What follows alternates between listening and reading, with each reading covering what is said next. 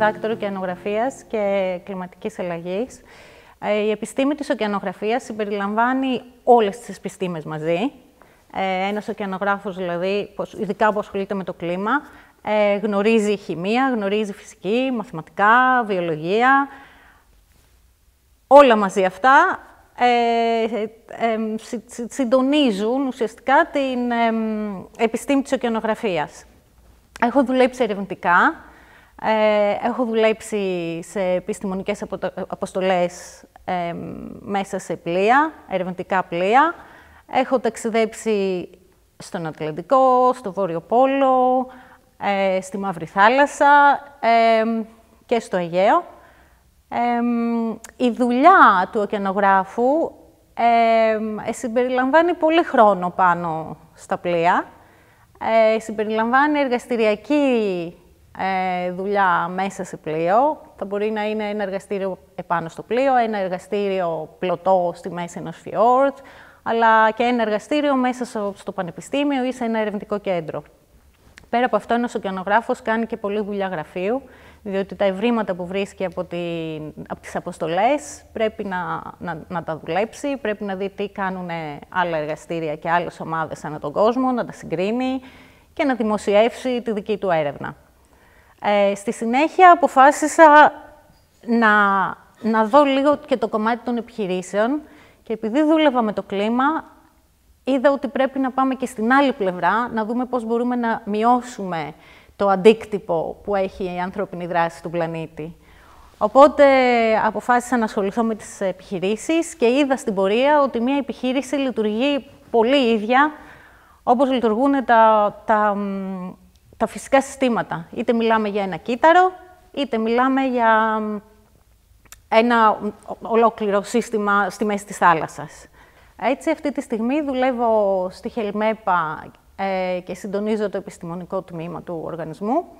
Η καθημερινότητά μας συμπεριλαμβάνει, σχεδιάζουμε εκπαιδευτικά προγράμματα για όλες τις εκπαιδευτικές βαθμίδες, σχεδιάζουμε εκπαιδευτικά προγράμματα και εκπαιδεύουμε στελέχη επιχειρήσεων.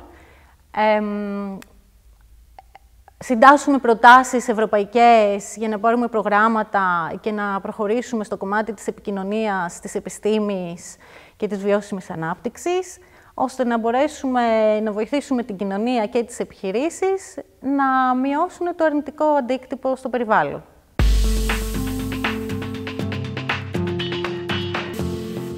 Εγώ σπούδασα ωκεανογραφία και εξειδικεύτηκα από την αρχή. Σπούδασα στο εξωτερικό. Οπότε το βασικό μου πτυχίο και το μεταπτυχιακό μου και το διδακτορικό μου ήταν σε ωκεανογραφία, που έχει άμεση σχέση με την κλιματική αλλαγή. Παρ' όλα αυτά, ένας φοιτητής βιολογίας, ένας φοιτητής χημείας, ένας φοιτητής μαθηματικών ή φυσικής ή γεωλογίας, όλοι μπορούν να καταλήξουν στην επιστήμη της ωκεανογραφίας. Αυτό που βοηθάει ώστε να μπορέσεις να συντονίσεις ένα επιστημονικό τμήμα είναι να έχεις μια ευρεία γνώση σχετικά με όλες τις θετικές επιστήμες και πώς η κάθε επιστήμη λειτουργεί ώστε να επηρεάσει το κλίμα μας και τους ωκεανούς του πλανήτη.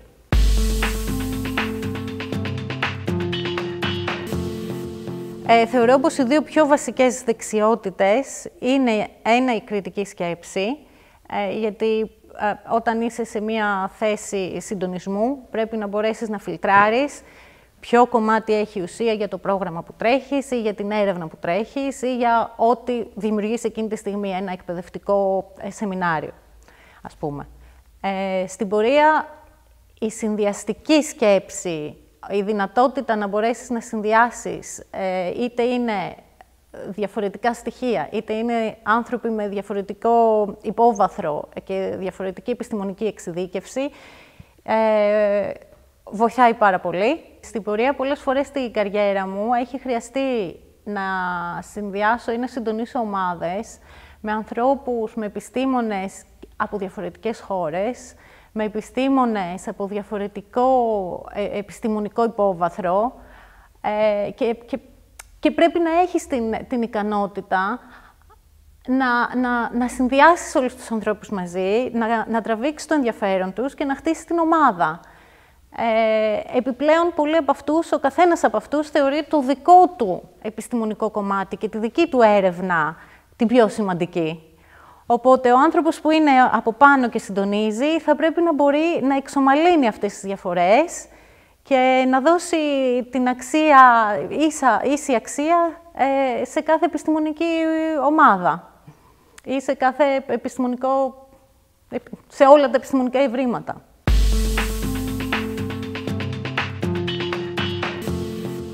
Μετά από πολλά χρόνια στην έρευνα και σε ερευνητικές εργασίες πεδίου,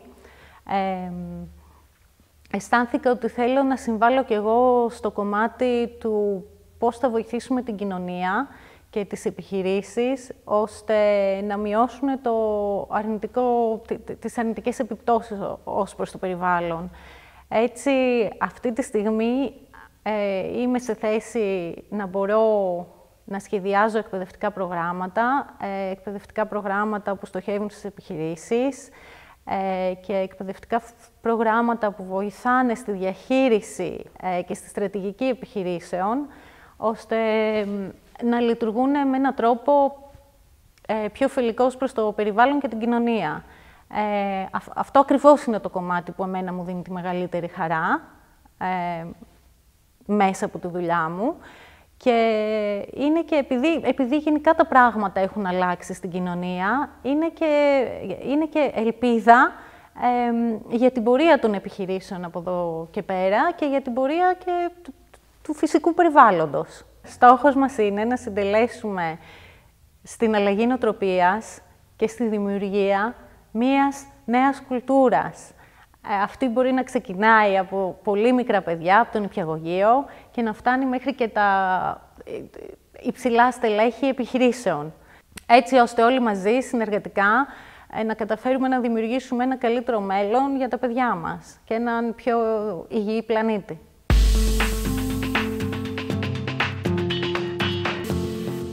Εγώ αυτό που θέλω να πω σε όλους είναι να μην φοβάστε την αλλαγή. Τα χρόνια που σπούδαζα ήμουνα πάρα πολύ σίγουρη για το τι θέλω να κάνω. Το έκανα, ξεκίνησα από την ωκεανογραφία με μια δυνατή ερευνητική καριέρα. Στην πορεία είδα ότι όταν αυτό το κατέκτησα, είδα ότι ήθελα να πάω σε ένα άλλο σημείο που είχε να κάνει με τις επιχειρήσεις και το πώς οι επιχειρήσεις επηρεάζουν τον πλανήτη. Δεν φοβήθηκα να αλλάξω, δεν φοβήθηκα να μάθω καινούργια πράγματα. Πήγα σε αυτό το κομμάτι και τώρα ασχολούμαι με εκπαιδευτικά προγράμματα, με δημιουργία προγραμμάτων και υλικού που στόχο έχει να ενημερώσει και να εκπαιδεύσει. Είναι κάτι που μου δίνει πολύ μεγάλη χαρά και ικανοποίηση και αυτό που θέλω να μοιραστώ μαζί σας είναι ότι όσες αλλαγές και να κάνετε στη ζωή σας, στην καριέρα σας, τίποτα δεν πάει χαμένο. Όλα αυτά και όλες οι αλλαγές εκπαιδεύουν το μυαλό μας, βοηθάνε την κριτική μας σκέψη και μας μαθαίνουν να συνδυάζουμε πράγματα και καταστάσεις και κάθε φορά να χρησιμοποιούμε αυτό που είναι κατάλληλο για την κάθε περίσταση. Επομένως, μην φοβάστε την αλλαγή, προχωρήστε, γιατί μόνο μέσα από κάθε αλλαγή μαθαίνουμε.